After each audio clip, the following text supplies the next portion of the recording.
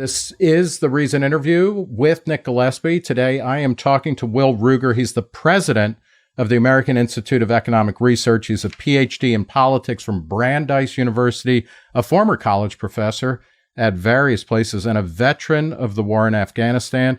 And he was nominated to be the ambassador to Afghanistan in the late Trump administration. That didn't come through. I hope we'll talk a little bit about that. But Will Ruger, thank you for joining us, and let's talk about Ukraine.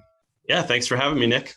So, how surprised were you as a international relations expert? How surprised were you that Putin actually invaded Ukraine? I think that it was not surprising in some ways, and in other ways it was, right? I mean, so this is one of the largest uses of force we've seen in Europe since 1945. So in that sense, it shocks a lot of people. On the other hand, you could see that this was somewhat predictable. And again, war is not a everyday occurrence between different dyads, right? Two countries. But the fact is that there were aspects of this that were highly predictable.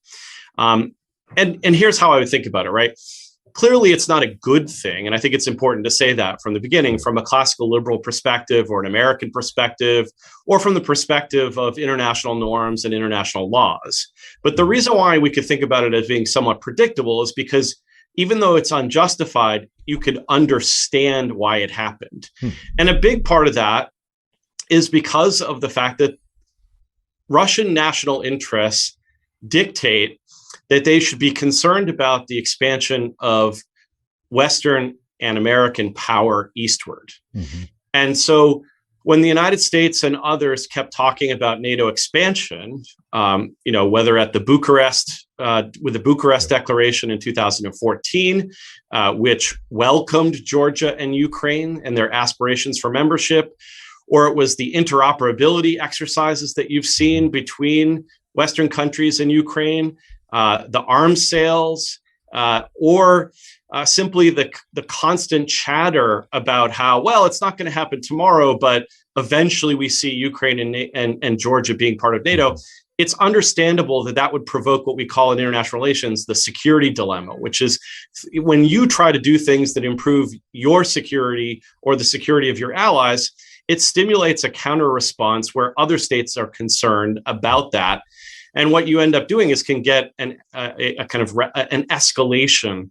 And what we saw here was an escalation of this competition.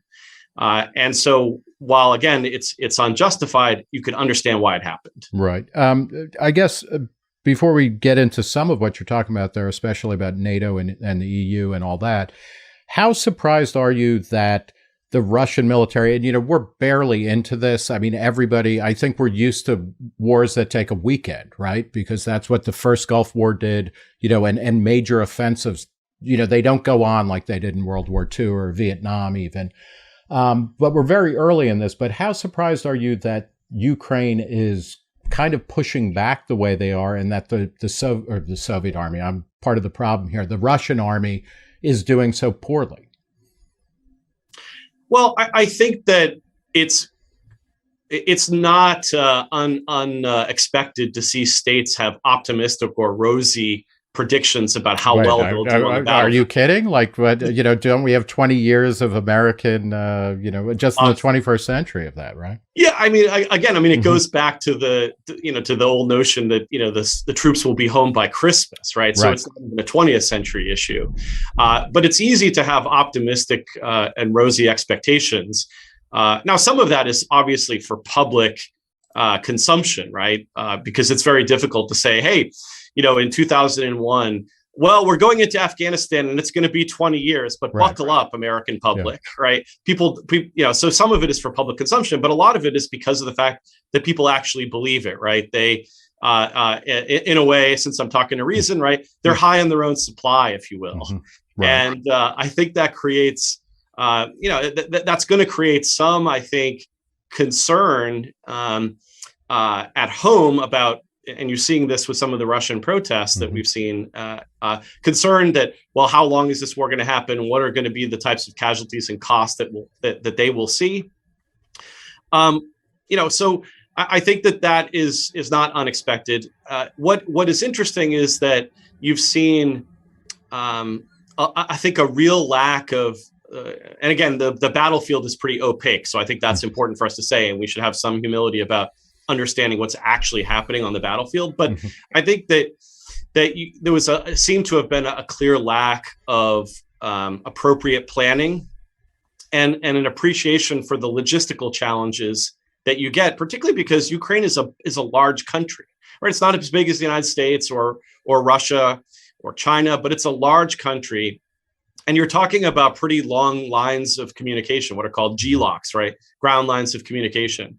And so those logistical challenges are there. And so when you saw things like paratroopers or thunder runs, right, where they can outrun the logistics, that creates real challenges for the Russians on the battlefield, particularly in the face of maybe either expected or possibly unexpected resistance by the Ukrainians. Is there, and again, we're early on this, and Russia has one of the most massive militaries on the planet, but are they also kind of rusty? And, is their leadership actually good? I mean, what are the, what are the fights that Russia has been in that have really sharpened their ability? I guess another way of putting it, do they have the equivalent of Donald Rumsfeld, running their defense department? Well, I mean, again, we should be careful in a couple of different directions here, right? One, assuming that the Russians are a massive military superpower. The fact is that Russia has spent, about a tenth of what the United States spends every year on its military. Right. And its economy is about the size of a mid-major European country, right, let alone, I think it's like the equivalent of Texas's GDP. Right, exactly. Like that. Yeah. So we have to be careful about inflating the capabilities of Russia. On the other hand, they have fought. They fought in Chechnya, for example. They fought in Georgia, fought in Syria. So they do have some capabilities that are a little more battle hardened than say the Chinese are, right? Where the Chinese, have not had that type of battle testing, and so you could expect the difficulties that states have when it's been a while, right? But again, the Russians have fought recently, but this is a different type of conflict in many ways than those others. And so we should expect, for example, that there will be organizational learning that will happen as the war proceeds. And this is why I think it's very careful. We should be very careful about getting too enthusiastic or excited about us understanding what the end of this will be. Right. I think a lot of the Twitterazzi, for example, has really been out there really gushing about Ukrainian bravery. And I get that. I too, am excited to see people standing up against this aggression. But we shouldn't get too excited that this is necessarily going to end well for Ukrainians. I think they're going to get a good dousing, not a good one in a normative sense, but a serious dousing of cold water as Russia learns, as it reconstitutes itself and starts to adjust on the battlefield, especially because, like I think you alluded to, and this is where I think that you were both right and off a little bit. This is where you were right in that they are much bigger and more powerful than Ukraine. The balance of power favors Russia in terms of that local balance of power. And then the question is what is the balance of will?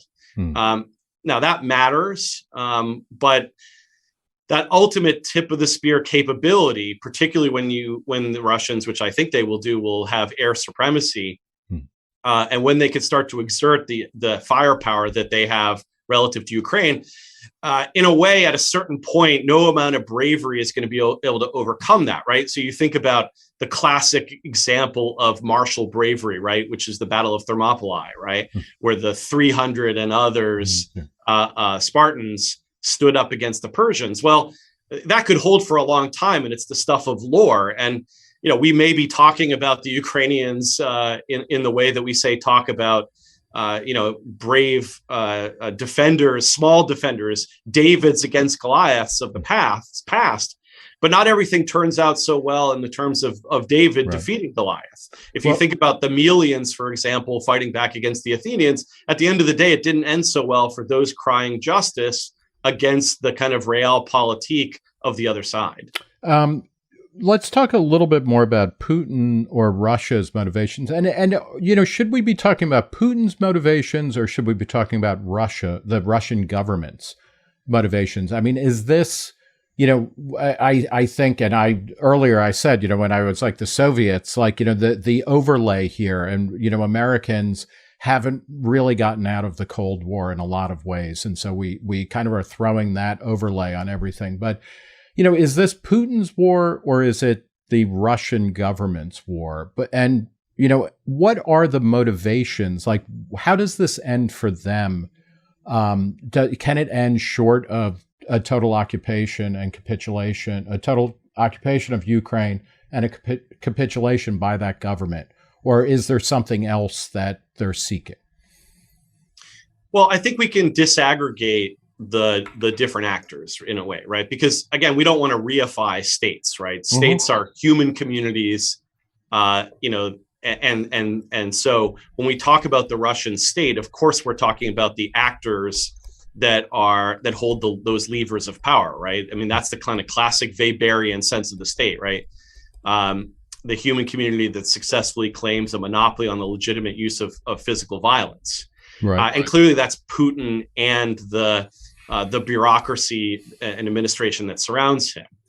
So we can speak in terms of state interests. There's a great book by Steve Krasner that talks about the difference between state interests and that there is a kind of objective state interest. And the difference between that may be in the interests of different interest groups or even of society. And I think as classical liberals, libertarians, we always should remember the state-society distinction. Mm-hmm. That being said, we can, I think, talk about a rough national interest here, with all the caveats about disaggregating and methodological individualism that we hold. But we can still think about it. The fact is that as Robert Tucker talked about, who was a professor at Johns Hopkins during the Cold War, he talked about the state as an indispensable condition of value. And that's, I think, a long way of saying that for those of us who aren't anarcho-capitalists or anarchists, that there is some value that the state provides for the nation or the people. And that is that ideally, right, it protects our collective property rights, if you will, and our individual property rights as part of that. And so we can think about the fact that there could be a Venn diagram overlap between, say, society's interests or the kind of addition of all our individual interests in securing our life, liberty, and property, and the state's interests in protecting itself. And in a liberal democracy, you might say fulfilling its part of the social contract, or in an authoritarian state, at least making sure that it isn't overthrown by those same people. And so there is going to be some level of overlap there, even if you have a kind of pretty radical individualism and a notion about the state. So what's the Russian national interest then, and what? So I think what does that allow you to predict for how Russia is going to act over the next couple of weeks or months? Right. So I think like the Russian national interest is that its independence is maintained vis-a-vis other countries, other nations. And so you can think about objective national interests that we all have, in every state has, in terms of protecting its territorial integrity, protecting the conditions of its economic prosperity, and protecting the system that it has at home. Now, in some cases, that there would be a disjuncture, right? Some people wouldn't want that system. But the fact is, I think that generally speaking, they're going to want to make sure that the United States isn't able to, and NATO countries aren't able to exert disproportionate influence that would harm the Russians as they see it. Right. And I think that's one of the reasons why they're so concerned about the expansion of NATO. And if we want to talk about that kind of just merely looking at the state interest, the interest of Putin and his administration, it's to make sure that he isn't the victim of regime change that's foisted upon him either domestically or from abroad or the combination of the two. Now, again, we don't have to have some type of, there doesn't have to be some actual active conspiracy or action to do that. I mean, the United States and the West could be totally uninterested in that. But the fact is that it's what the perception is of the state actors themselves and the fear that they have, right? So in international politics, states are always going to run scared that someone will compromise their independence or domestically overthrow them. And so that's why the enlargement of NATO, we look at it as, look, we're just expanding the zone of peace, or we're trying to just act in a defensive way. But even if that's 100% true, that's not necessarily how other states will perceive it, because we shouldn't rely on the intentions of states. You have to look at the potential power that they would bring if their intentions change. And then we have to look at the fact that the United States has frequently been a revisionist power in the international system, for good or for bad, trying to promote democracy, and expand its influence. And those are oftentimes commingled. And so I think that we can be on our side of this, right? Wanting the United States and the West to do well, and still try to understand the motivations and concerns. Yeah, I mean, nothing you're saying here is, and this is why we should allow Russia to do whatever it's going to do. You're describing the mindset.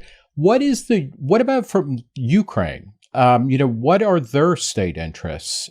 Because they have, at least over the past couple of years, have been moving towards wanting, tighter ties with Europe, with the EU, with NATO, elsewhere. How do you evaluate I guess first, what are their state interests? And then what is the proper role of the United States or of NATO or of the EU to help Ukraine achieve its goals, assuming that it wants to be something other than in a Russian sphere of influence? Right. Again, at minimum, the Ukrainians want the same thing as the Russians and want the same thing as the United States and every other country, right? They want to make sure that they maintain their independence and that they can protect the conditions for their prosperity and protect their system at home. And so clearly they would like to be part of NATO, because that allows them to spread the cost of their defense to other countries. You might even say it allows them to engage in a free ridership or a cheap ridership. And it allows that, and may allow them to actually operate with the feeling of more impunity. And that was one of the problems with Georgia, is that after you saw the West signal to Ukraine and Georgia that NATO membership might happen and that we might have their back, Georgia was engaged in what scholars call reckless driving, which is a form of moral hazard, in which they took more risks in terms of their relations with other states. And it ended up biting them in the butt, right? When we saw one of the earlier examples of Russia fighting with its neighbors. Now, when it comes to what is going to happen here, what the United States should do, I mean, I think it's very clear. And this is where it's the unfortunate nature of a dangerous international system, is that the United States can and should do very little for Ukraine.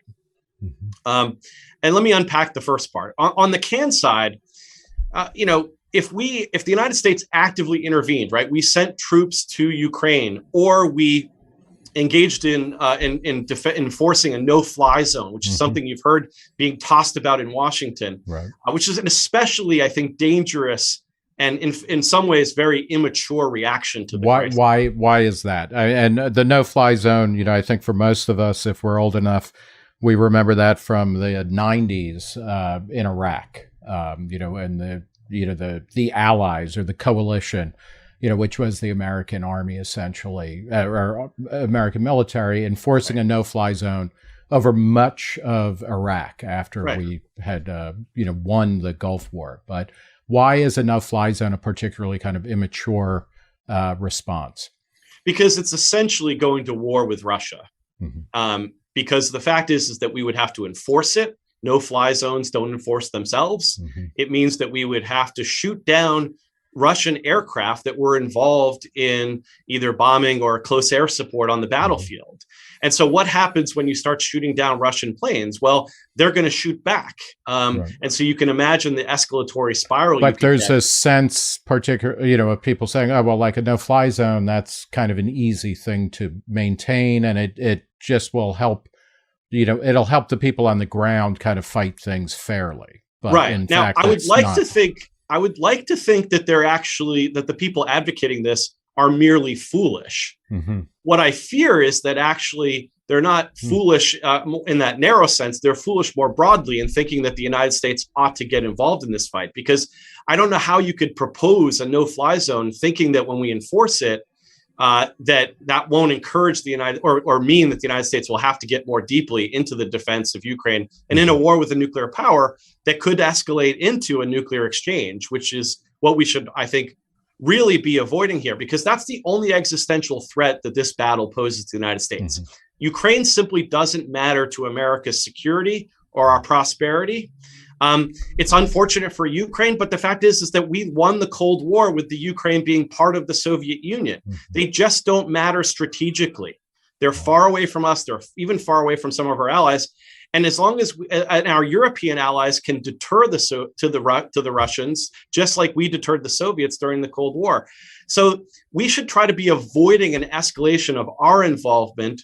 But at the same time, it doesn't mean that that some lower levels of activities couldn't be low risk for the United States. So, for example, some countries selling arms or sending arms to Ukraine, or some of the sanctions. Now, I'm not sanguine about the effect of sanctions or its ability. Let's talk about that in a second. And before we get there, you were articulating, just as a kind of shared universal truth, the idea that American foreign policy should be, it should proceed from an understanding of what is in America's national security interest, period. Yes. So, I mean, you do not believe that America should be the world's policeman. You do not believe that that America should go around the world trying to establish, democracy and human rights wherever we can, right? And you have a framework that in various things that you've written or talked about, what you call kind of libertarian realism. Libertarians are famous for, certainly over the past 30 years have emerged as the anti-interventionist or non-interventionist wing.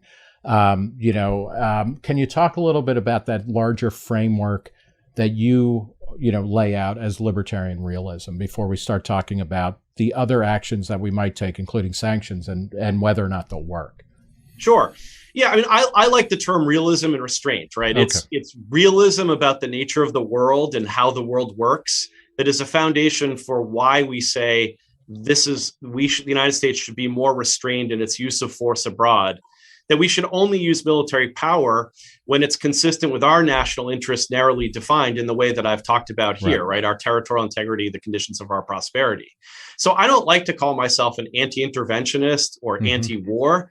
I mean, functionally, I'm against most wars that the United States has either thought about or actually engaged in, whether it's Iraq or Libya or Syria or Yemen. Afghanistan? I mean, you were in Afghanistan. Were you against that war? Well, I was not. And that's why I don't think of myself as an anti-interventionist.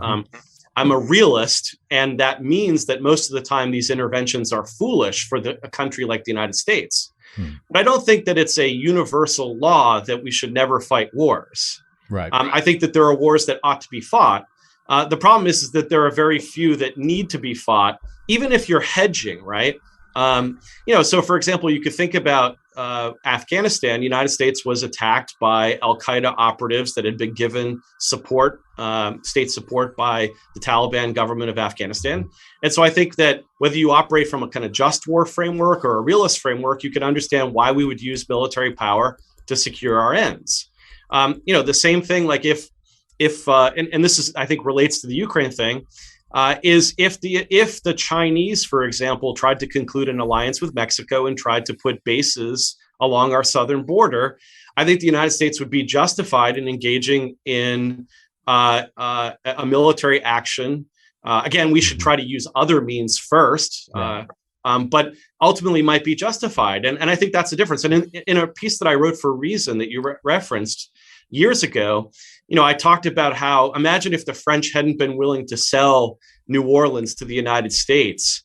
And given the importance of that to our future and to our security, one could imagine the necessity that might be forced upon us by the international system to engage in a pretty hostile way there. But again, the wisdom of America is that we've used diplomacy. I mean, again, I say the wisdom of America. The wisdom of America, not in the last 80 years per se, or in that last 30 years. But you think about the 19th century, and maybe because we needed to be better at diplomacy that we were. But we were really good at this in the 19th century. I mean, think about Secretary Seward's icebox, right? People made fun of Seward buying Alaska, but think about the genius of that, not just from the economic standpoint, but it basically kicked the Russians. I mean, it didn't kick them. It bought the ability for them to leave, right? Right. Because we bought Alaska. Or think about the Louisiana Purchase. Right. These were skillful exercises of diplomacy. Think about with Florida or with the Oregon Territory. We were really good at diplomacy, and as we've gained in power, it's almost as if it's like the guy at the gym who's really good on the bench, but there's no leg day, right? And so his legs atrophy.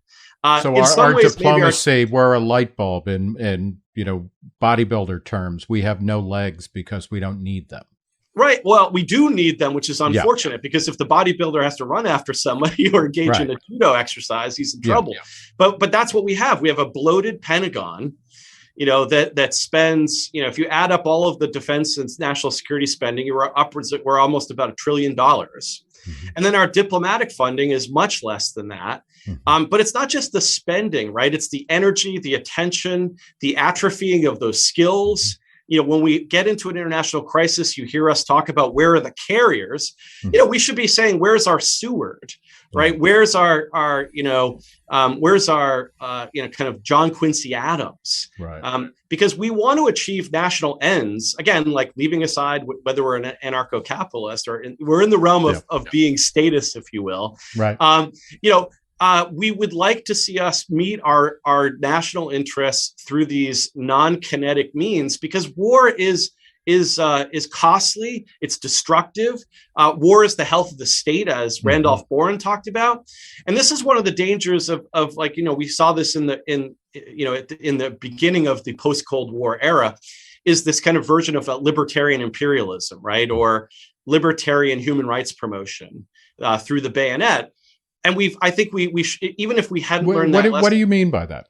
Are you talking about, I mean, Clinton, Bill Clinton certainly, he deployed a lot of troops to a lot of places, but they were relatively small. But is that what you're talking about? But I'm talking about the fact that from across the spectrum, including even some within the libertarian camp, there was this notion that the American military could be used to defend and advance individual rights more broadly, and that whether it was because we were getting closer to the end of history or that just American might was so great, we could do this. And so we saw even some libertarians supportive of the Iraq War, not on the same grounds as maybe people on the other side in different camps, but even within a libertarian framework. Now, I think there was that idea that this was a particular unique moment in history where you could bring liberalism to the Middle East and to Iraq. And we could reshape the nature of the world, that it would be constructive of our interests and others. And then you have the old kind of French revolutionary aspect, which is that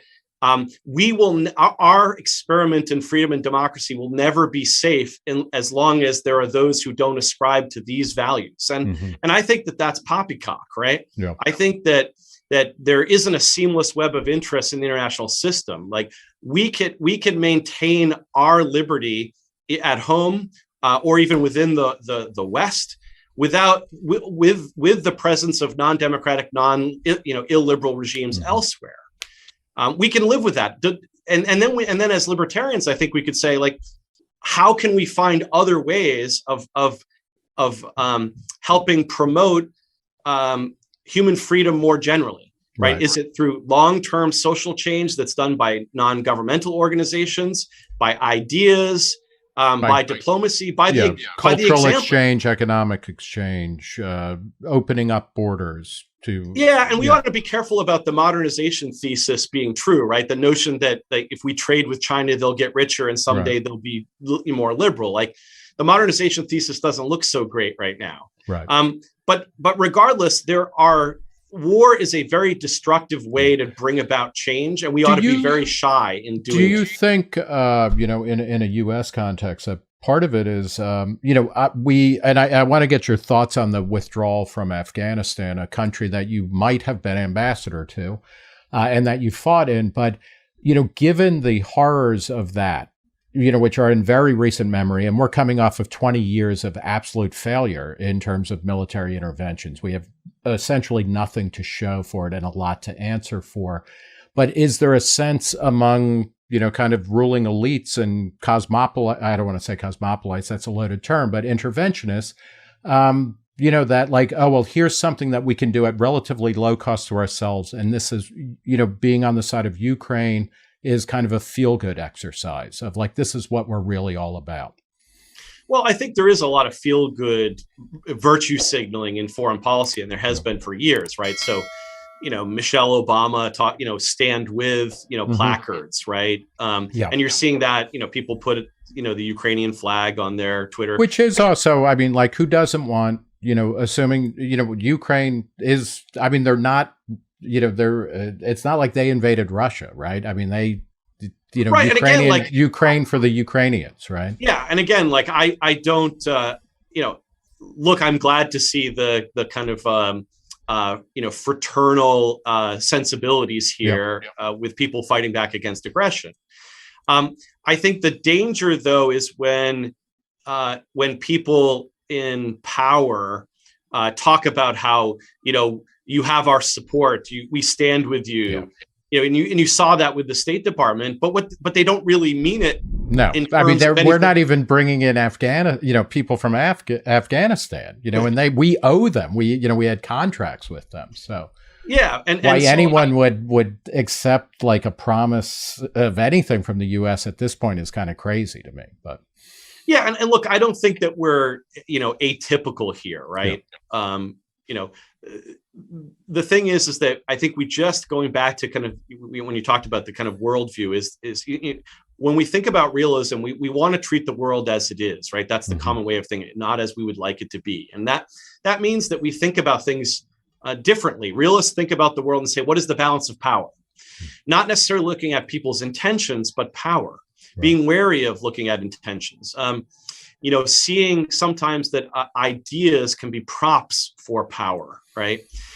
It means, thinking about things about like the power of nationalism. And we've seen that, whether in Afghanistan, people don't like to be ruled by others. And even if we are, I mean, imagine that we're 100% altruistic. We just want good things for Afghanistan or Russia or wherever. The fact is other people don't trust that because look, it's good to have a healthy skepticism about other people having your best interests in mind. Right. And we've seen that over and over again. I mean, do you think the people of Yemen think that the United States has their best interests in mind? Do you, what do you think about the response throughout Europe? Both as kind of the EU, which Ukraine is, working towards joining, but also NATO, which is a different beast in many, many significant ways. But a lot of people have been talking about this. What is wonderful about this moment is that it's a kind of liberal states joining together to push back against a naked aggressor. Is that good? Is that bad? Or how do you read this type of thing? I guess I don't look at it in terms of like liberal versus autocracy or something like that. I think that's the wrong framework, especially because Turkey is not exactly the most liberal regime. Right. And I've been hearing from Washington about how bad Hungary is for a long time in Poland, even though I think that that's a more nuanced story. So I think it's more complicated than to assume kind of a Manichaean struggle of good versus bad. Because when Tucker Carlson went to Hungary, it was the good people versus the bad people of Hungary. And now Hungary's on the side of the good. No, it's much more complicated. And the problem of thinking about foreign policy in that Manichaean fashion is that it's just not nuanced and careful. But is it perhaps, that this is the beginning of a different era in European history where it's like, no, there is a more unified Europe where Russia is going to be squeezed down in the way that all of, Ukraine, Poland, a variety of other countries during the Cold War, during most of the 20th century were squeezed down. And maybe that's not a bad thing, right? Well, I mean, it might be a good thing, right? But the way I would look at it is to say that one of the reasons why Germany and other countries of Europe were not spending very much on their military, right? They were spending under the 2% levels of GDP that they were meant to be spending, that they had themselves pledged to spend for defense. And also, they weren't exactly getting a ton of tip of the spear capabilities in that spending. It's not just how much you spend, but what you get for it. They weren't spending very much. Why? Because they didn't necessarily see the same threat. And then what you see is you start to see a pickup in spending, not only from what Donald Trump was saying when he was pressuring the Europeans, but all the way back to 2014, when we started to see Russia throwing its weight around. And so I think you can understand this not again as liberal versus autocratic, but in terms of what are the threat perceptions that Europeans and others have in their neighborhood. And regardless of where that comes from, then I think that they're going to respond. Now, I'll believe it when I see it. When it comes to the Europeans actually spending what they ought to, because of the fact that they've frequently been desiring of more butter rather than guns in that guns butter trade-off, especially because they've always relied on the United States and they've been allowed to free ride. I mean, the United States has been incredibly naive, I think, about Europe. Have we been naive, or I mean, we also get to throw our weight around a lot more. I mean, I'm not saying it's a good bargain from a libertarian point of view. From any point of view, I think it's insane that we spend so much on defense compared to every other country in the world. But with that comes, we're picking up the tab, so we get to wag our tail a little bit harder. Yeah, I mean, if we're paying the bill, we get to decide, which appetizers and what kind of dessert and all of that kind of stuff. Yeah. That some of that is true, but look, it's a cost benefit, calculation. I mean, what are you getting for that, right? So one of the things that we got is we got the ability to use Europe as somewhat of a launching pad for our adventures in the Middle East, like yoo-hoo, right? Like that's great. That worked out, yeah. I mean, again, it's good for the soldiers, right, and sailors and airmen and Marines, right, because we have medical facilities in Europe, and that is a good. But it has facilitated us being able to forward deploy more easier. But think about the Iraq War, right? I was against the Iraq War. I know you were against the Iraq War. I think it's increasingly hard to find anyone in America who was for the Iraq War. Yeah, I mean, it's funny how that happens. It is funny how that happens. Yeah. It's the same thing with Vietnam. It's obviously, no one supported it. That's why we were there for so long. But if you think about the Iraq War and you say, look, the United States, qua state, right? Yeah. It decided that we needed to go to Iraq. Well, where were our allies when we needed them for that?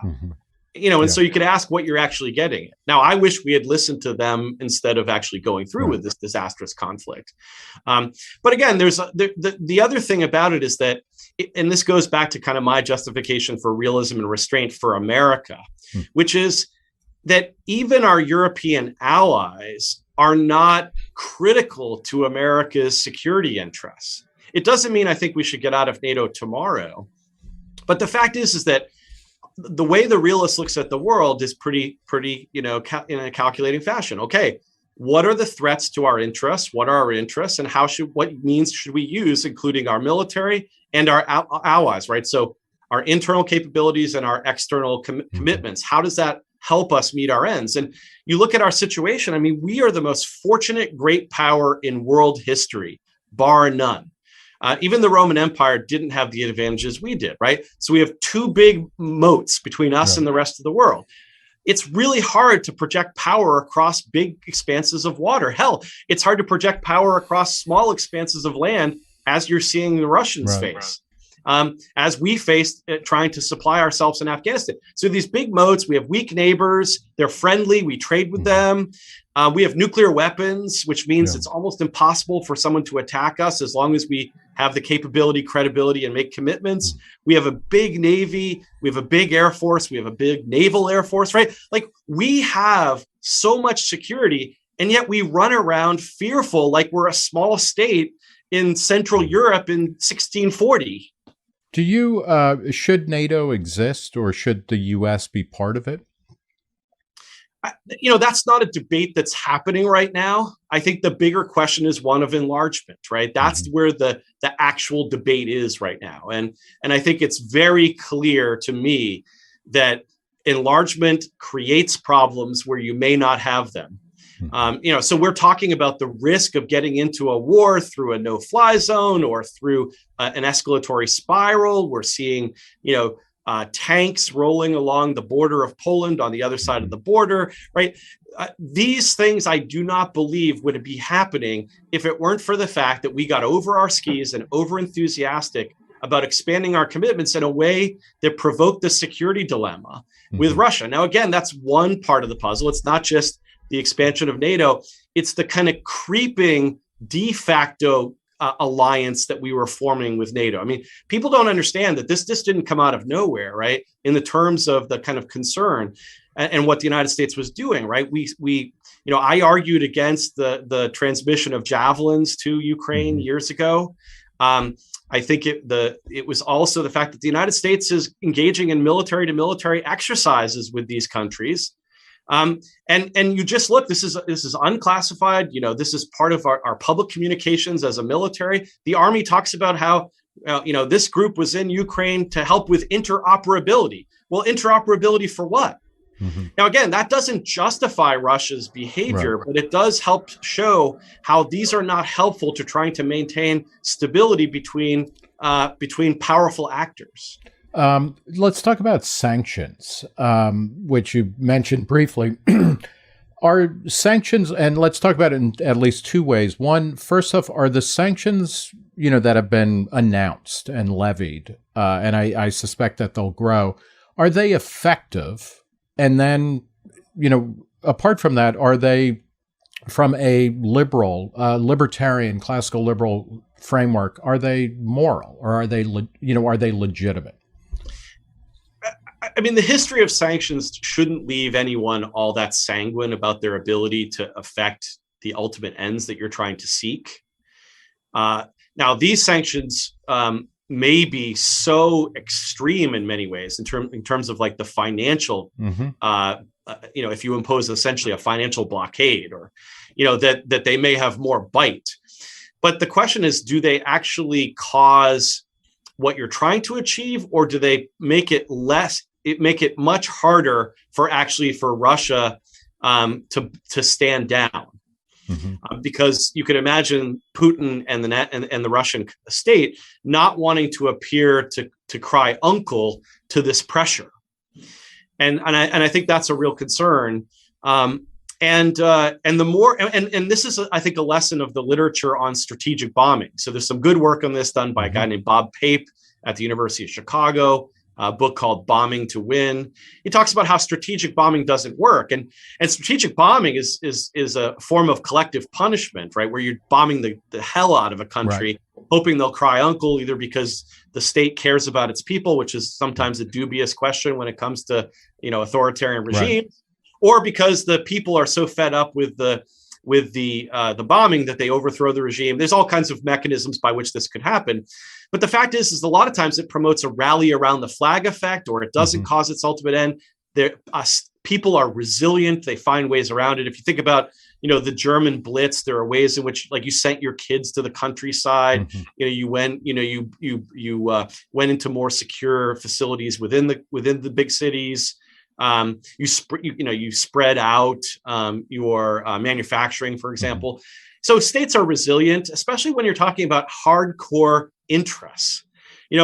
If you're serious enough to launch a massive war on another country, if the ends are so important that you're willing to do that, then it's unlikely they're going to flinch because of an economic pinch. Now, again, at a certain point, especially with blockades, it creates all kinds of challenges in terms of potentially the ability to hold it together. But you are talking about a very large country with a lot of ability to withstand some of these effects. Do you think, do you think being kind of, put into, a timeout by the international community, does that have any effect, apart from whatever kind of material deprivation this might cause? Or if you're an oligarch, if you're Putin, if you're somebody high up in the government, suddenly your access to your bank accounts, disappears.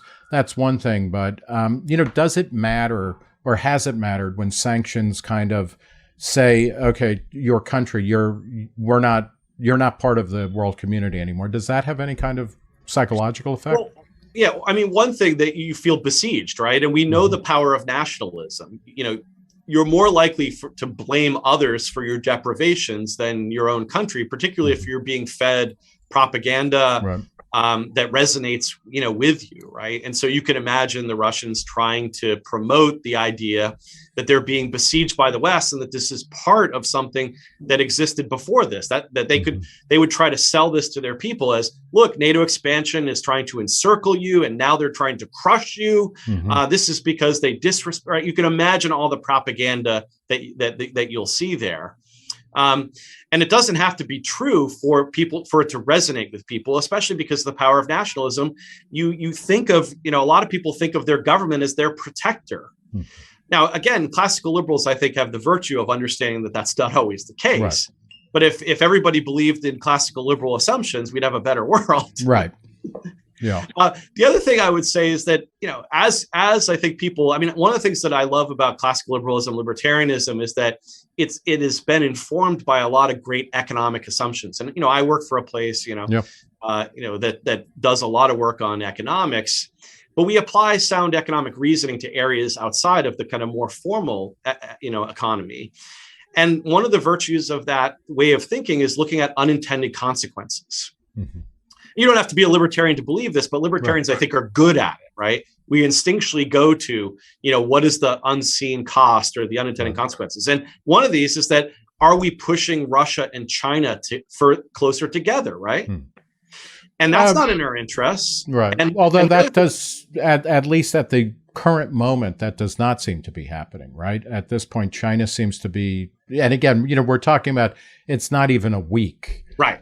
Since this has all started. But no, I think you have seen balancing behavior on the part of the Chinese and the Russians in regards to the dominance of America in the international system. And I think it's very unnatural in this case. It's natural in one sense that both seeing themselves as being, besieged, or you don't even have to be besieged. Like I said, you don't have to rely on intentions. You have to look at power, and they can look at American and Western power and feel like there's a need to balance it. But in this case, I think in the long run, this is unnatural, right? China and Russia, I think, should be natural antagonists. Right. Maybe not enemies, but certainly adversaries and competitors, given that they're both on the Eurasian continent, right? Whereas the United States is offshore, we should be perceived as a less of a threat to these countries. But instead, in some ways, again, it doesn't have to be intended, but it could be perceived that they perceive themselves as needing to, at least on some margin, have each other's back. One of the arguments that's being kind of brooded about is that, we have to be really tough on Russia in Ukraine because China is watching and they're going to make a move on Taiwan, or, finish the job in Hong Kong, or, expand their territorial imperative. Do you think, does that make any sense, or is that just kind of an unsophisticated kind of Cold Warism going on? Yeah, I think that it's unsophisticated, and it's not consistent with a lot of the scholarship on credibility. And you heard this, like, the reason why Putin is doing this is because Biden withdrew from Afghanistan. Right. That's just a terrible argument, right? If one of the reasons why I think it would be hard to imagine Russia challenging, say, Germany or France is because they look at their own power, the power of Germany and France, but also the fact that these countries matter more to the United States. And so our credibility is higher for what we might do, and that deters Russia. When it comes to Ukraine, they look at that and they understand that this just isn't that important to the United States relative to, say, Germany, France, or the UK, or ourselves. And when it comes to Afghanistan, they don't look at Afghanistan and say, wow, we withdrew from Afghanistan, so let's test whether they're going to defend Germany, or whether they'll stand up and defend Hawaii. That's ludicrous. They're going to view these things independently.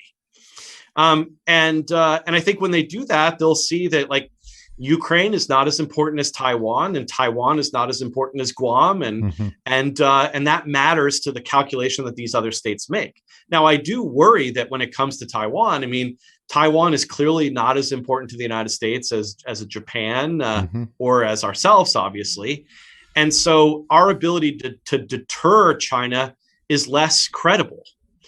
Even if they were a formal ally, which they are not, right? Taiwan is not an ally. Ukraine is not. I mean, it's so frustrating to see some of the public opinion polls where people, I think it was like 39% thought that Ukraine was an ally. It's not an ally. We have no commitment to them. Now, it's not surprising in some way they do that because elites have cued the public to believe this, because whether it's in Washington at think tanks or even by members of the US government, they've talked about our ally Ukraine, our ally Georgia, because apparently, according to people in Washington, there's only like 5 countries that aren't our ally. Right. But that's not true, obviously. And we have a strategic ambiguity position in regards to this, to Taiwan that I think is a better position to be in than us trying to do what's called extended deterrence, right? Making a commitment to Taiwan that the Chinese might test. Right. But right now, I think in the short run, it's better than probably making it clear. Yeah. You mentioned the withdrawal from Afghanistan. As somebody who fought there, you knew the reality better than certainly most Americans could. You were nominated to be ambassador. How did you feel about the withdrawal? Both at just the fact of it, but then also the way that it was handled. Was this some people say, like when you lose a war, you are not going to set the terms of a withdrawal, and it's going to be, FUBAR no matter what. Is that your sense of things, or how do you think about that? Yeah, I mean, at the point at which we withdrew, it was going to be somewhat ugly one way or another. And I think there are a lot of scenarios in which it actually could have been quite worse, particularly for the Afghans that we allegedly cared about there. Although, this alleged care, I say that quite, carefully, because Afghanistan, some of the tragedies that the people are facing because of their economic situation, some of which is a product of how the United States has handled this. That's off the front page, that suffering, and allegedly we're there because we cared about girls' schools in Helmand and the plight of human rights in Coast, and yet now it seems like a less of a concern, which makes you suspect whether there how much caring there really was. But the implementation was messy, and some of that would have been inevitable. I do believe that if we had withdrawn according to the original schedule that the Trump administration and Ambassador Khalilzad had negotiated, that I think we would have been in a better position. I think the government of Afghanistan at the time would have been in a better position. It didn't mean that it was suddenly going to transform themselves into a capable government able to defend itself against the Taliban's advances. But I think that it would have been better if it had been earlier, on that earlier timeline. Part of which is because the Taliban hadn't had as much, hadn't had the time to have operational success on the ground. But also because of the nature of when it would have occurred. I mean, it occurred, at a perfect time relative. And again, there's more is made of this than there should be about fighting seasons in Afghanistan. But it's certainly the case that there are differences, and so I think that we left at a bad time.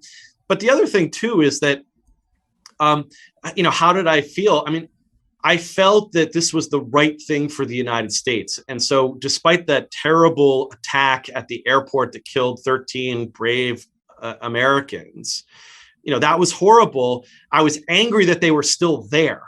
Okay. Because we should have had them out earlier.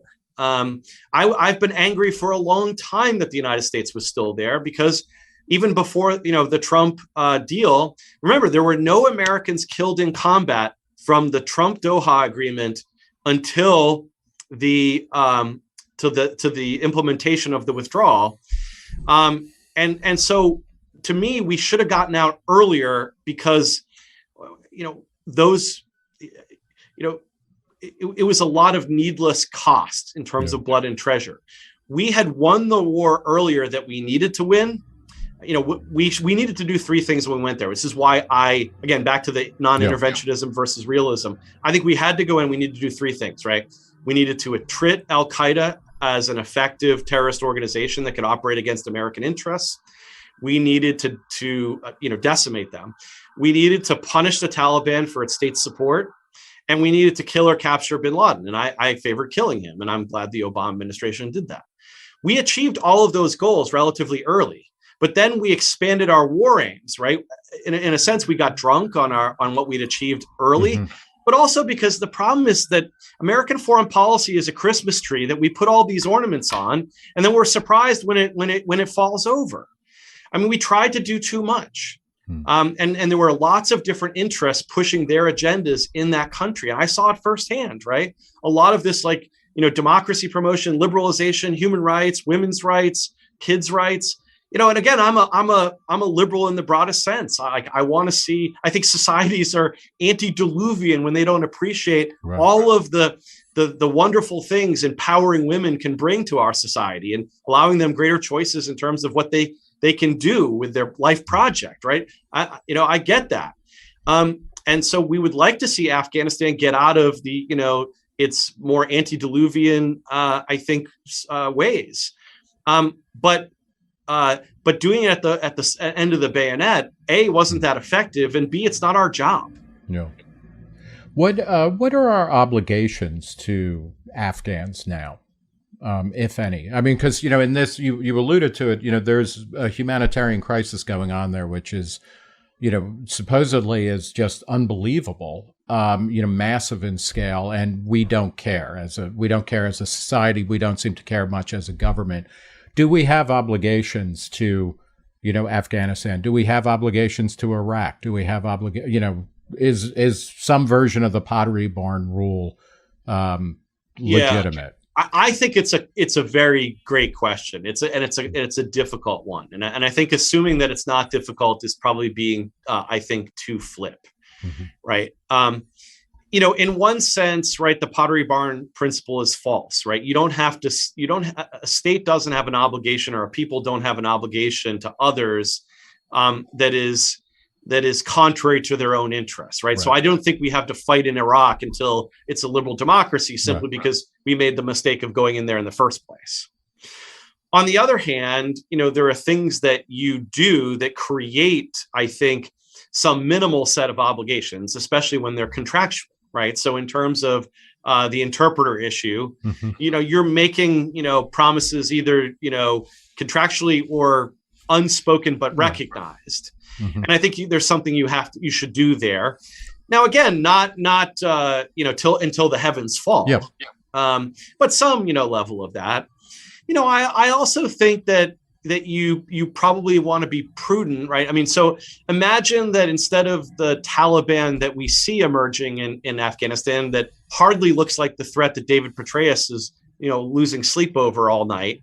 But imagine if it was, like a virulent ISIS Al-Qaeda government that Afghanistan fell to. You might not want to be releasing tons of funds that might find their way into their hands. And so you have to have a kind of prudence about that.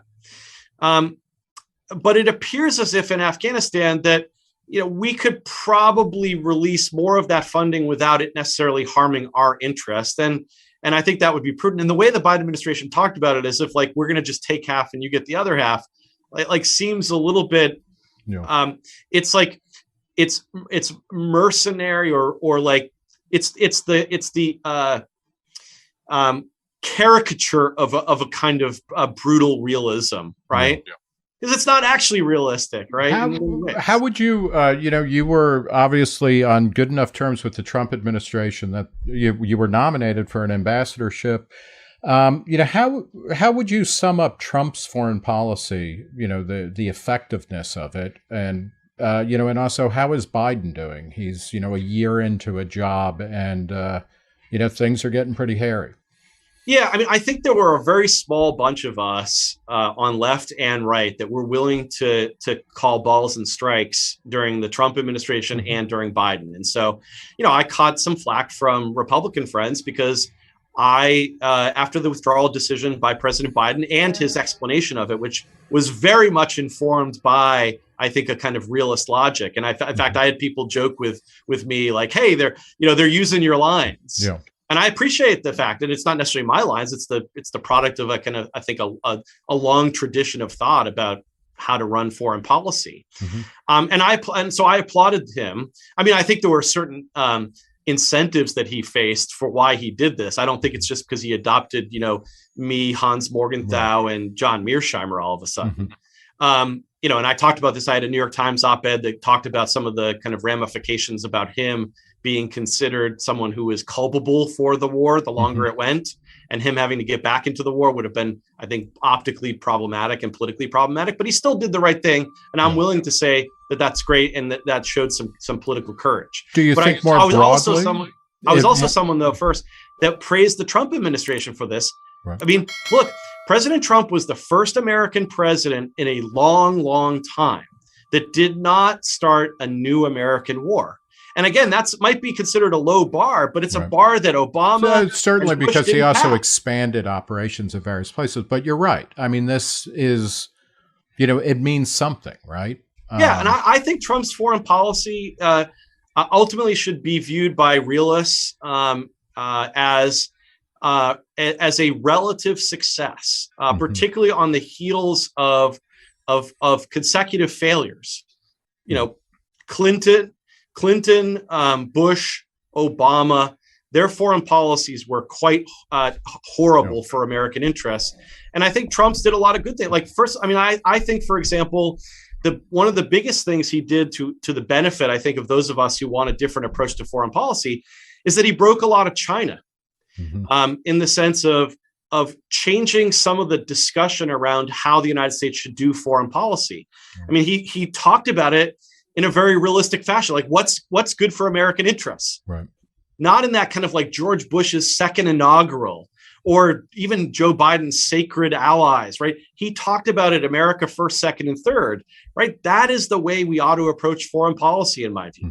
And he did that, and it got Republicans, especially, and conservatives, to have to think about these things, right? Not to just have a knee-jerk kind of primacist neoconservative vision, but to think about it. And I think that the China is broken and you can't put it back together, right? And you're seeing this during the Ukraine debate, right? You have the Liz Cheneys of the world, but you also have others in positions of power on Capitol Hill, or Tucker Carlson and others, that are saying, like, look, let's not have that old knee-jerk approach. And that's a good thing for our foreign policy conversation. Do you think that's also on among Democrats as well? I mean, there's the Republican kind of consensus on not just spending a lot on the military, but also kind of using it whenever, somebody has a cold. That seems to also be breaking up on the Democratic side as well. Yeah, and I said that there were a small group of us that were willing to call balls and strikes, and there were some, I think, courageous Democrats, Ro Khanna, for example, who were willing to say good things about the Trump administration on that narrow margin, right, of some of their foreign policy moves, right? The instinct around getting out of Afghanistan. Remember with Iran, right? We had a drone shot down by the Iranians, and President Trump was basically like, I'm not going to go kill a bunch of Iranians because they shot down this hunk of metal, right? Those are good things, and I think people have stood up for that. Do you think, one of the things is, right now in America, certainly domestically, and foreign policy, I think, is almost always a function of domestic, activity and energy. But we don't have a story we don't have a consensus story that we're telling about what America is, what we aspire to, what we represent in the world. So our foreign policy is kind of fractured at this point. Are we ready to, one of the things that Trump said that I think many libertarians kind of rallied around on a certain point was when he was like saying to Europe, you got to pay more for your own defense. We can't do everything, even though we're the best. I mean, it was always larded in all of these Trumpisms, but it's kind of a terrifying apparition to say, like, America really is not going to be the indispensable nation because so much of everything from some time in World War II all the way through has been like, we are the best, we're the biggest, we're the most moral, we're the most effective, Whether any of this is actually real is secondary, but we don't have a narrative where we can be comfortable as a country and be like, you know what, we're going to be one of several countries that are really kind of dominating the globe, and maybe not dominating, but having more influence than others. Yeah, I mean, look, I have my beefs with how the United States has conducted its foreign policy. I certainly have my beefs about our domestic policy, going all the way back to the New Deal. I mean, what classical liberal or libertarian doesn't? But I do think that we are the greatest exemplar of the ideals that we hold in human history.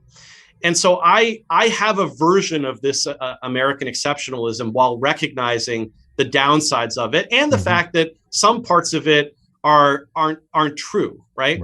But I don't want to throw the baby out with the bathwater. I mean, I worry, I'm depressed in some ways about where our country is going, but I don't think it's wrong to be proud of how the ideals that were part of the founding that we never fully, kind of embraced, but we're always striving towards them. And a lot of us still believe in them. Like, I think we should be proud of that. And we want our country to be what we know it can be and what we stood for. But I also think it's healthy to recognize that we don't have to be the world's indispensable nation, even if we are exceptional. In fact, there's a version of American exceptionalism that's right from the founding, which is we are exceptional. We're an experiment in liberty and democracy, and we need to stay out of all these other problems in the world that will embroil us and undermine our experiment and corrupt us. I mean, that's Tom Paine and Common Sense, right? That's the George Washington. Didn't end up so well for Tom Paine, right? Like well, I mean, he didn't have a lot of friends in the French Revolution, right? He almost did, right? But this is George Washington's farewell address. It's John Quincy Adams's July 4th, 1821 address, right? Like, we could be the well-wishers of independence and liberty everywhere, but the defenders of only. But we don't seem to be interested in that, right? I mean, this is where we're kind of a cheapskate nation, both in terms of thinking back to people in Iraq and Afghanistan most clearly, where we promised something after, assuming that they were on our side. And we're not delivering on that. And we're closing down, in terms of immigration and things like that, which is disturbing. Well, I mean, I think when you're the well-wisher, right, you're really talking about, you're not necessarily saying like, hey, this requires us to do X, Y, and Z, right? I think it means that we're willing to use the pulpit of the State Department and of the bully pulpit of the presidency to say, like, look, like Russian aggression is unjustified and we abhor it. Right. That's also very different, though, of being the defender of Ukrainian independence. And I think that should be part of our kind of basic modus operandi. Now, on your question about like, what should we do this? There's also the question of, can we in the future, right? The world is changing in ways, which means even if we want to be the indispensable nation, we might not be able to be, because the post-World War II period is incredibly anomalous. And one of the problems with boomers, and I know it's open season on boomers. You are, for the record, you are Gen X, right? I am a Gen Xer, right? Okay, yeah, I'm Absolutely. A late boomer, so come at me. Yeah, exactly. But again, everybody from the far left probably to Helen Andrews on the right? It's open season on boomers, right? Sure. But look, the historical experience and the mindset and assumptions that people of that generation had, I think are dangerous to looking towards the future, because it's anomalous. Like, all of Europe was destroyed in World War II, right? Russia was battered by the Nazis. Germany was battered by everybody else, right? Even the UK suffered. Oh God! And when you look at the photos of Normandy, France, the province before the Allied troops landed, it was every city was reduced to rubble. Yeah, and so you have, and then you talk about Japan and China suffered, and the Philippines, right? Like, the world's industrial states were reduced, and we were so fortunate because of our geostrategic blessings, right, and our wisdom in some ways of how we prosecuted the war. We were standing tall at the end of that, and we had the economic might, we had the confidence and enthusiasm coming out of that war. Right. And so we were at a height that we were never going to match. Right. And it's not because we're bad or because we've fallen. It's just that other countries. Yeah, we hit 400 for a season, and even Ted Williams couldn't do that. He could do it every year. Right? Yeah. Yeah. And there is a brutal irony to the boomer thing too, is that in many ways the boomer generation kind of coalesced or its identity around a rejection of American empire and the New World Colossus, what we were doing in Vietnam and everywhere else. And it's kind of sickening to see, the boomers in their senescence now essentially arguing that, we really need to be everywhere. We need to be like Tom Joad at the end of Grapes of Wrath, but for, every bad spot in the world. There's something wrong about that. Yeah. And we can't, right? Yeah. And I think that's some of the frustration you see, particularly among the Washington foreign policy elite, is because especially after the end of the Cold War, we had another period, right, in which we were astride, the international system, and we could do all kinds of stuff. We talk about the notion of wars of choice, right? Right. A lot of wars are wars of choice, not just the ones in the 90s or the aughts, right? But those were especially like we could have completely ignored Somalia, we could have ignored the Balkans, and it wouldn't have mattered to us, right? Right. But can we actually do that in the future? The other thing is and I think this is understated in discussions of foreign policy, and it's something that I'm going to delve into in a book on foreign policy that I'm working on, which is kind of like the aspect of our domestic social contract, right? It's not just unwise or not something we can always do, but it's actually a violation, I think, of the classical liberal nature of how we think about the state, right? The state is not something that, again, even in the classical liberal version up to the most mythological version of this, right? It's really unlikely that we would ever imagine a consensual contract or state coming together where we would say, you know what, I have to send my kids to Somalia or to Ukraine or to Afghanistan in order to build girls' schools or protect human rights or fight militias in Somalia, right? Like, it's hard to ever imagine that could be part of a just state where the state could do that, because I think that it's easy to imagine coming into a Nozikian kind of minimal state in which, I have two boys. You have a couple of boys, right? They're my boys are almost fighting age. Yours are. Yeah. It's hard to imagine us ever being in an original position and saying, you know what, like, they should go do that. But I also imagine that you and I could imagine saying, like, you know what, like, I can imagine a situation where if China were invading the United States or the British were invading the United States, that would be a noble fight in which, even if they perished, which, knock on wood, would be quite awful to us personally, would be a noble sacrifice for something we believe in, and that's something that actually served our interests as kind of rational human beings. That's not the case with these other issues. Very quickly, Biden's been in office for a year. His foreign policy, how would you rate it? And are you optimistic about him being a model of restraint, for the rest of his term? I'm not optimistic that he'll be a model of restraint. I think that there are certain domestic and foreign constraints that mean that it's going to be harder for him not to be somewhat restrained, right? So the chance of an escalatory spiral with Russia means that things like no-fly zones, they said today, this is basically foolish. Stop talking about it, right? Getting involved in Ukraine, I think that they understand those dangers. Getting out of Afghanistan, there were certain constraints. Again, I think it was courageous to stick to it, because I tell you what, there would have been no Washington cocktail party opprobrium if Biden had said, I'm going to send more Americans into the meat grinder here. Yeah. Right. And so I'm glad that he stood up for, I think, for the rest of the country. I mean, even during the worst time of the implementation of the Afghanistan withdrawal, when the people were falling off planes, right? 78% of Americans in a Washington Post survey said that the withdrawal was a good idea, but we didn't like how he did it. Right. Now, I don't like the talk from Biden about sacred alliances. Alliances are means to ends. Right. They should be pursued coldly. I think Washington was right. You should never be so in love with the country or so much in hatred that you can't pursue your interests.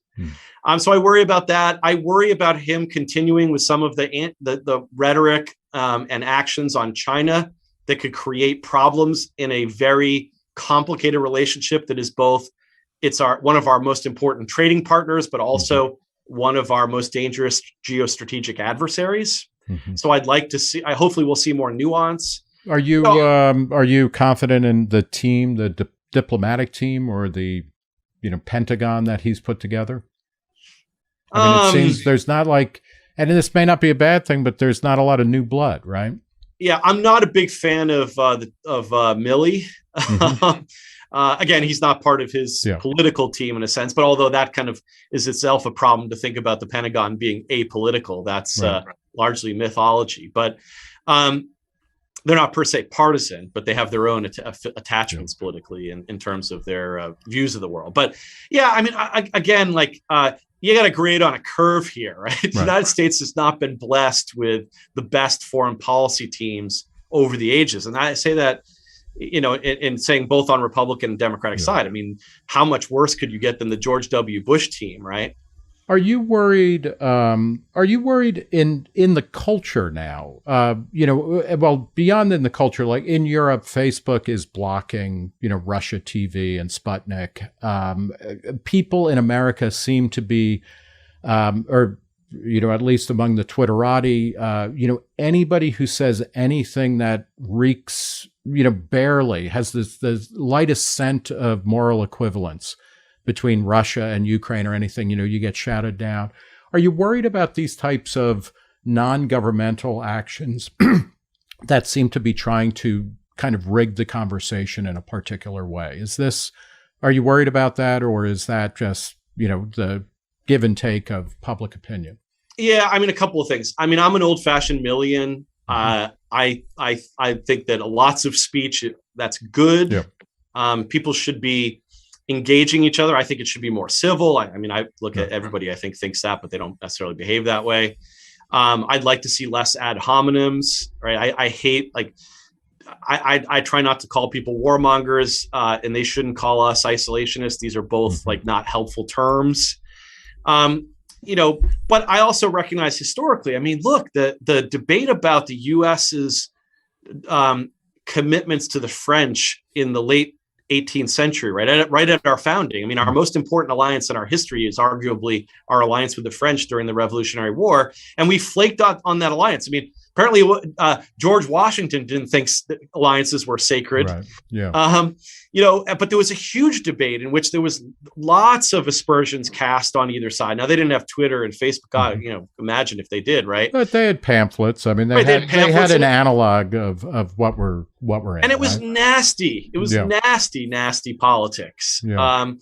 And so and kind of casting aspersions about, you're a pro-monarchist because you don't want the United States to get into the war with the French to fight for liberty, yada, yada, yada. These happened then. So in some ways, it's the more things change, the more they stay the same. That being said, I will not go on RT or Sputnik. Yeah. I will not go on any media that's directly connected to outlets in authoritarian regimes that are state connected. That's a decision that I make. Do you think Facebook as a private entity is, they're within their rights to do this, but is it a smart move to be no to that? Well, I think there's two principles we want to think about as classical liberals. One is the liberty principle, and the other is the openness one, because we believe that openness is useful for lots of reasons that help liberty. And I think that on the liberty principle, they can do what they want, as long as they're behaving within the lines of the law. But are they actually conforming to the openness principle? And there, I think that in general, big tech has not performed well, whether it's in foreign policy or other areas. I mean, and again, like, regardless of your view about like trans rights for children, Ryan Anderson should not have had his book taken down by Amazon discussing that issue because it violates the openness principle. Like, we ought to be able to debate that just in the same way people ought to be able to read really bad stuff written by, the worst people, right? It's like the reductio ad Hitlerum, right? Hitler's the worst ever, and Amazon sells his books. If they can sell Hitler, they should be selling Ryan Anderson. We can take it. We're adults, right? Real quickly, and I appreciate your time and your insight here. You're recently the president of the American Institute for Economic Research. What are your plans? This is an old organization, a legendary, storied organization. What are you hoping to accomplish there? Yeah, I mean, we've been around since 1933. We're one of the oldest institutions like this that isn't a university, but is a research center. And I'm excited about what we can do. And there's been a lot that AIER has done over the last several years, but I think that we actually our highest ceiling is ahead of us. And I think one of those things is to do this, right? Make sure that we understand that issues like sound money and the economic research behind economic freedom, these are things that we should continue to do. They're important. And in a lot of ways, that's great because there are other classical liberal institutions that have focused on other things, often for good reason, right? Like, I used to work at a place that did a lot on criminal justice reform. That's fantastic. It had its moment. It was important. But I think it's also important for people to stick to those other issues that are important. And I'm with Milton Friedman, right? Liberty as a whole, right? You have to look at personal freedom and economic freedom. And right behind me, right? Freedom in the 50 states, right? That looks at both aspects of it. And so economic freedom is important. So we're going to continue to do that.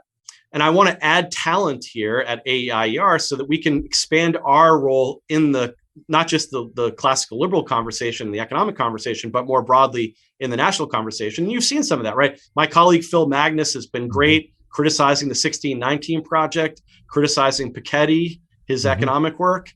But what I would love to see happen that we're going to do is to really try to defend individualism against collectivism of left and right. And that's something that I think will be a part of how we go forward and expand into that area while still maintaining excellence in those other areas. And that means defending against the collectivism of DEI, right?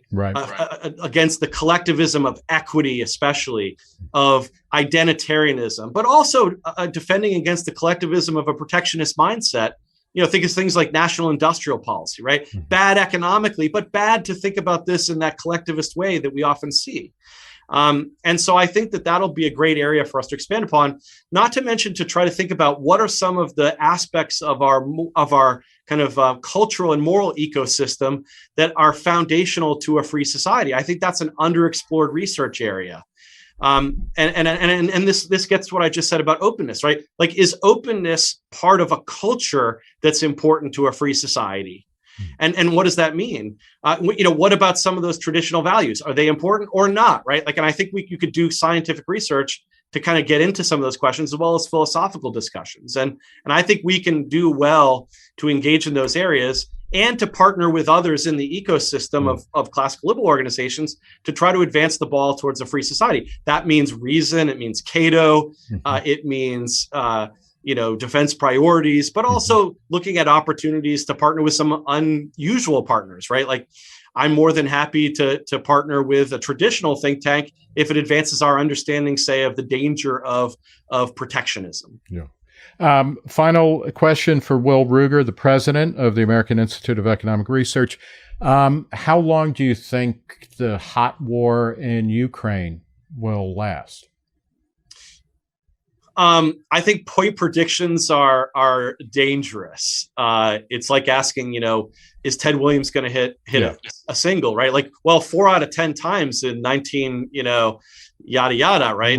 He's going to do that, But I'm very hesitant to make a point prediction. My worry is that this is going to go longer, and that flush with some of the bravery and good news stories we've heard, and with the arms that the West is providing, that this could go on longer, but still result in the same kind of ultimate end, which means just a lot of casualties in the interstices, right? Do you think it ends up with Ukraine being absorbed, by Russia, or do you think it ends in a kind of, stalemate?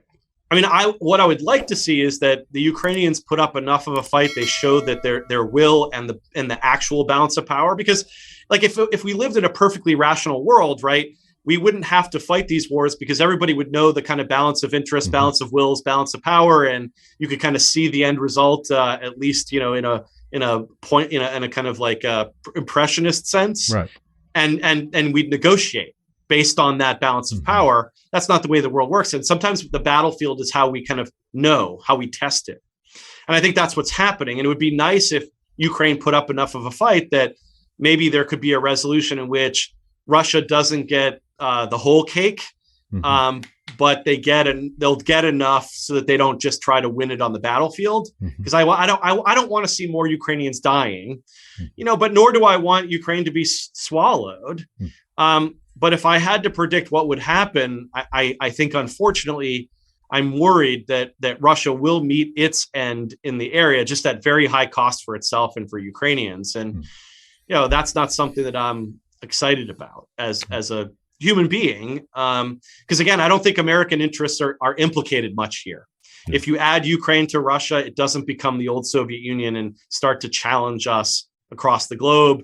If the Ukrainians win, I don't think it changes and Russia, disappears. So America isn't really all that implicated in the strict sense, unless we implicate ourselves. And then, oh mon Dieu, right? Yeah. Then we can really be in trouble. All right, we'll leave it there. Will Ruger, the American Institute of Economic Research. Thanks for talking to Reason. Well, thank you.